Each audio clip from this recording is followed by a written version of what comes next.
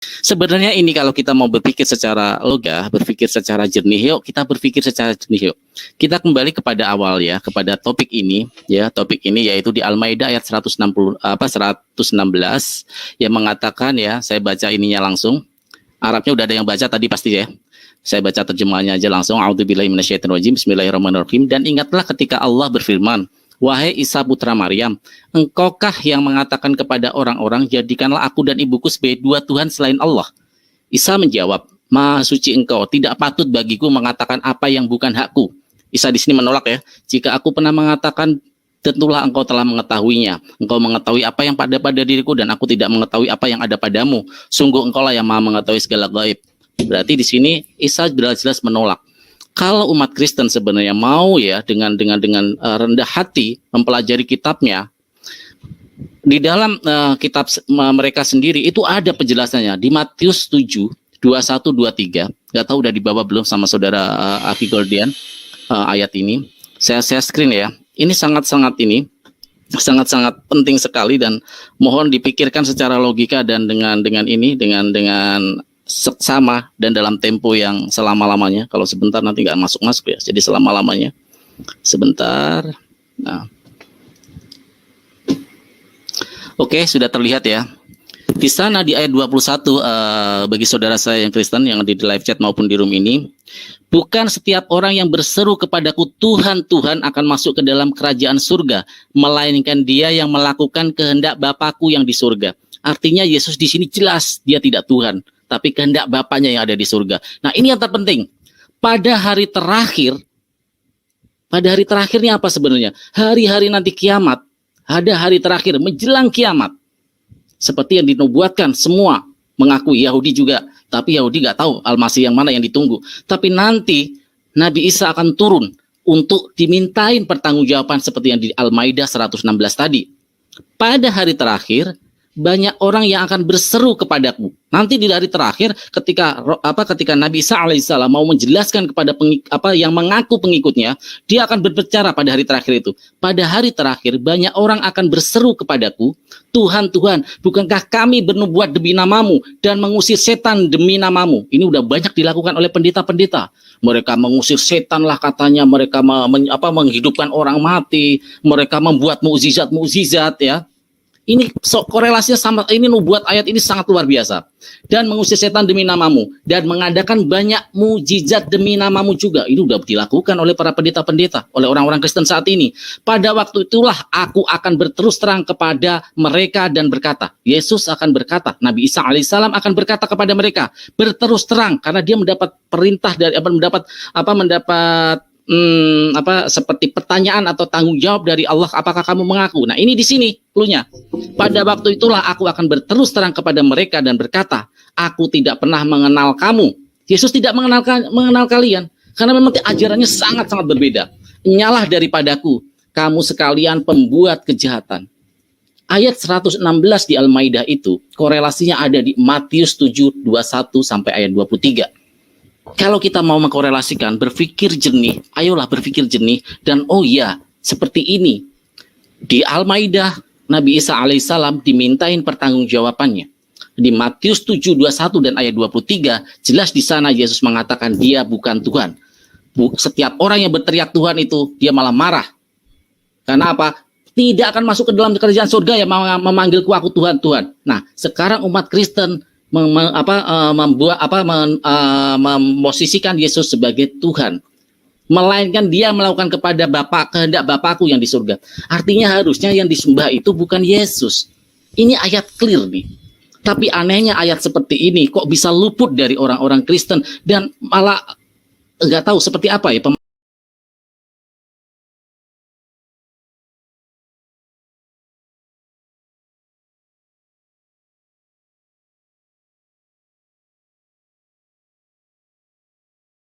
Selamat malam semuanya, salam sejahtera.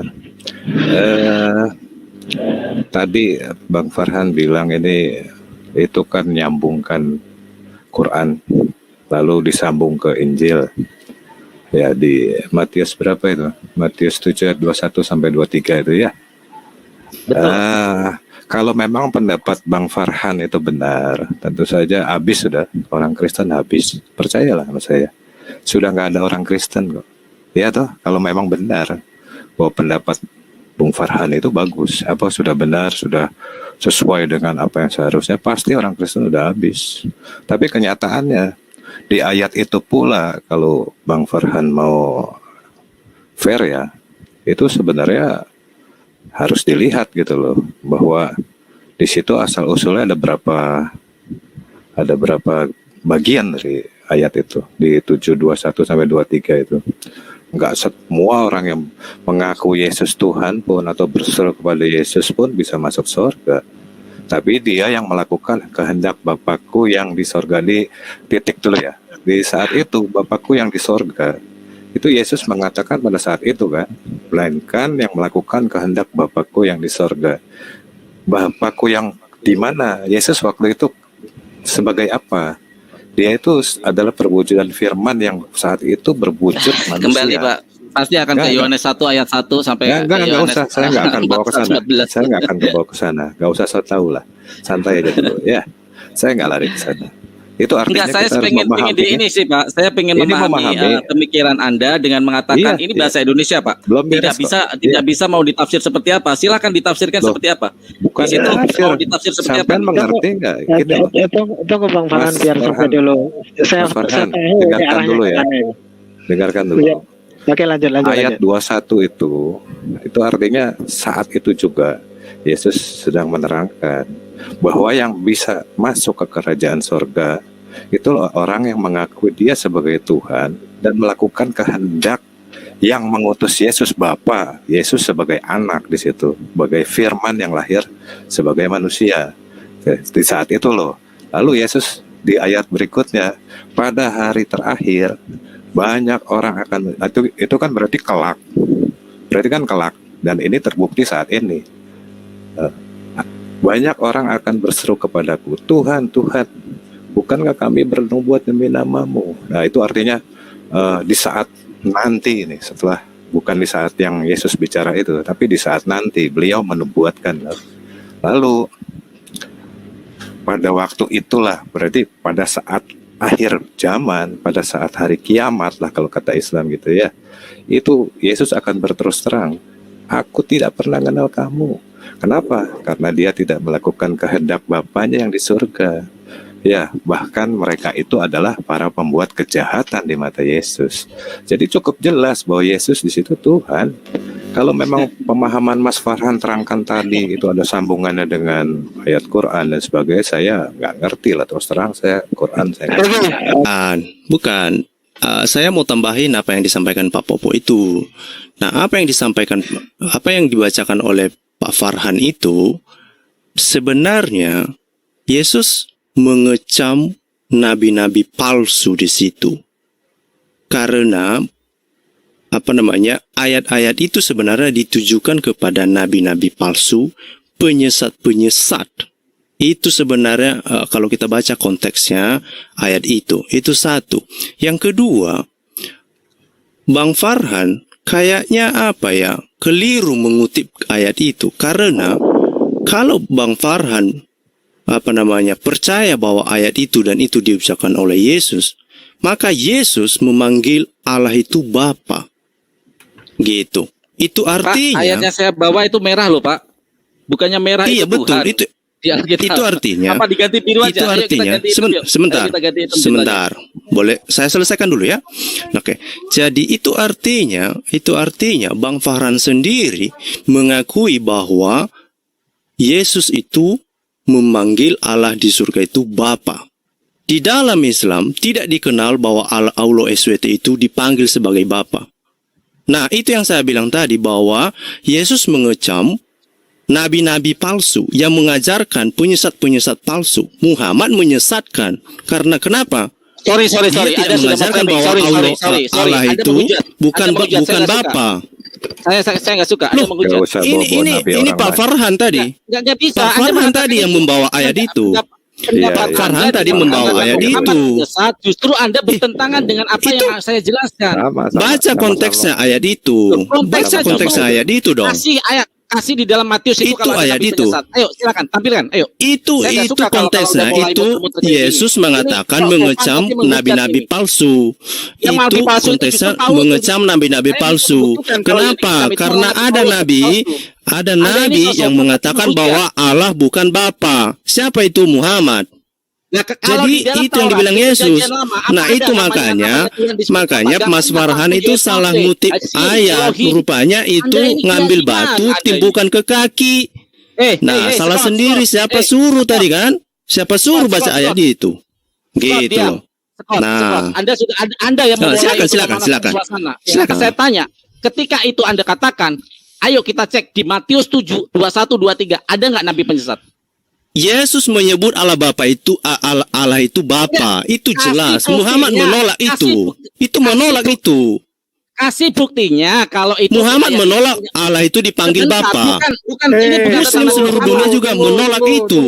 Tunggu. Tidak pernah dibilang Nabi Muhammad menolak panggilan Bapa. Yesus tuh suka menggunakan perumpamaan. Kenapa dia memanggil Allah itu dengan Bapa? Ya itu untuk menunjukkan hubungan antara manusia dengan Tuhan itu sangat dekat gitu. Ya hubungan yang paling dekat di dunia ini apa? Yang bisa diumpamakan? Ya hubungan paling dekat itu antara manusia sama bapaknya. Ya karena itu yang paling dekat. Hubungan anak sama orang tua lah adalah hubungan yang paling dekat di dunia ini. Itulah kenapa Yesus suka pakai perumpamaan seperti itu. Jadi Anda harus tahu dulu konteks perumpamaan itu kenapa. Ya nggak ada yang komplain kok. Kalau kamu mau mengatakan Tuhan itu hubungan sama saya seperti saya itu anaknya, saya disayang gitu ya. Saya minta apapun setiap saya doa dikasih. Apakah saya salah? Ya enggak gitu, nggak ada masalah kok dengan panggilan itu Bang Scott. Jadi jangan memframing yang aneh-aneh. Ya. Oke, Sudah, saya lanjut. boleh saya tanggapi lagi? Sebentar, Boleh Scott. lagi, Saya nih. ngomong, saya belum ngomong. Tunjukkan ayat di dalam Al-Quran Nabi Muhammad SAW menolak panggilan Yesus memanggil Bapak. Silakan tunjukkan ayatnya. Saya orangnya paling to the point kalau mau diskusi Oke, sama saya. gini deh. Apakah Allah SWT memanggil Isa itu anak? Atau seluruh Muslim di dunia memanggil tahu Allah nggak SWT itu secara Bapa? akademis? Tunjukkan aja itu, buktikan bahwa itu. Kamu yang mengklaim. Karena orang Kristen memanggil Allah itu Bapa. Bang Kamu Scott, yang gini, sederhana kan? Sederhana itu. Bukti. Tunggu. Ya kamu yang memframing pertama. Terus kedua masalah panggil.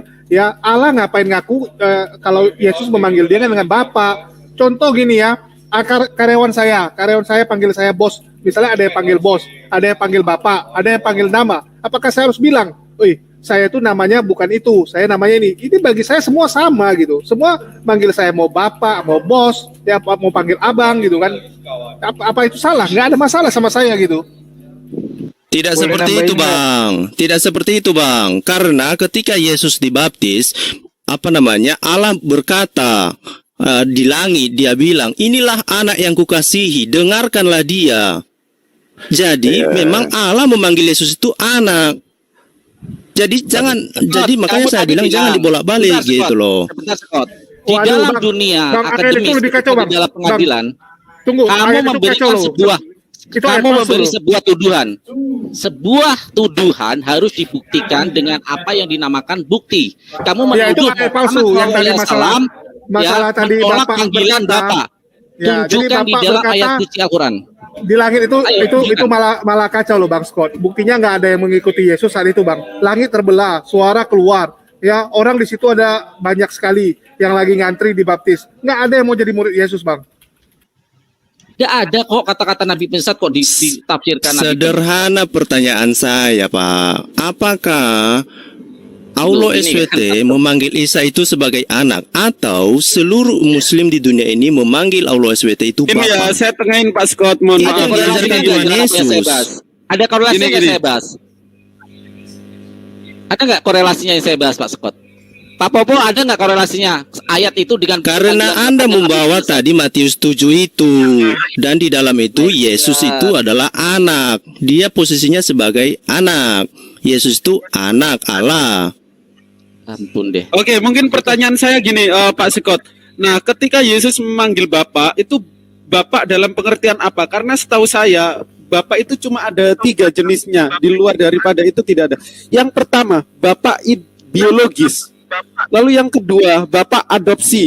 Atau dia Bapak, lalu dia yang ketiga, Bapak secara metafora, ungkapan metafora. Apa? Nah, Kalau itu menarik itu. Menarik Iya. itu. Iya, Karena jawab kenapa? apa? Karena kenapa? Karena Ya, kenapa? gini. Oke, Orang Yesus Kristen, itu, sebentar lah. Nah, orang Kristen tidak pernah mengatakan bahwa Yesus itu anak biologisnya Allah, anak biologisnya Bapa. Bukan. Tidak pernah. Tidak pernah. Justru Aulo SWT yang menganggap begitu. Dia bilang Allah tidak mungkin beranak. Kenapa dia tidak beranak? Karena nggak ada istrinya. Itu yang tertulis di Al-Quran. Saya jawab pakai Bible. Saya ngersen share screen. Begitu. King James memfitnah Yesus ini anak hasil mantap-mantap Allah Bapa dan Maria. Angkat screen saya kok Jul. Kita buka Bible Gateway biar mampus kena data. Nah, Yesus ini hasil mantap-mantap Allah Bapa sama Bunda Maria. For God so loved the world that he gave his only begotten son. Nah, kata King James ini ya. Wah, harus login. Bahwa for God akan besar kasih Tuhan akan dunia ini that he gave his only begotten. Kata begotten ini kalau kita cek di dalam Oxford Dictionary artinya anak hasil hubungan mantap-mantap atau wik-wik antara dua sejoli. Jadi King James ini Pak yang mengatakan bahwa Yesus ini anak hasil mantap-mantap Allah Bapa sama Maria. Diem kan lo? Sudah? Iya, sudah ini. Oke. King James yang ngomong. Iya, dia mengatakan itu pengertiannya karena keintiman, kedekatan, hubungan usah itu asumsi, Pak. seperti itu, gitu loh. Nah, sekali lagi itu terjemahan lagi, itu yang dibilang di Pak, situ. saya pakai data, Ya. Bapak jawabnya Gitu asumsi. loh. Nah, yang kedua sekali lagi bahwa itu artinya Anda mengakui bahwa Yesus adalah anak Allah, gitu loh. Nah, itu artinya Anda sebenarnya itu menolak pengajaran Muhammad karena Muhammad tidak mengajarkan bahwa Isa itu adalah anak Allah, gitu. Jadi mau bilang apa? King James kok memfitnah? Enggak, gini. Saya bosan King James ya. ini loh, Saya Pak. bosan. Gue kan pakai Nggak, data, Pak. Tunggu loh, saya bosan ya. Kok Ini bahasanya dijelasin ini, Bang? kayak apapun, Masalah anak, bapak itu kan cuma panggilan, Pak. Itu udah dibilang Yesus mengklaim dirinya sendiri. Terus kalau Bapak bilang masalah langit terbelah, Pak, itu kita pernah perdebatkan. Bahkan ya ada beberapa orang Kristen sampai bilang sama sang debaters ya, menanyakan kepada Rudy dan mereka memutuskan ateis, Pak. Detik untuk menganalogikan biar pikirannya agak jernih ya.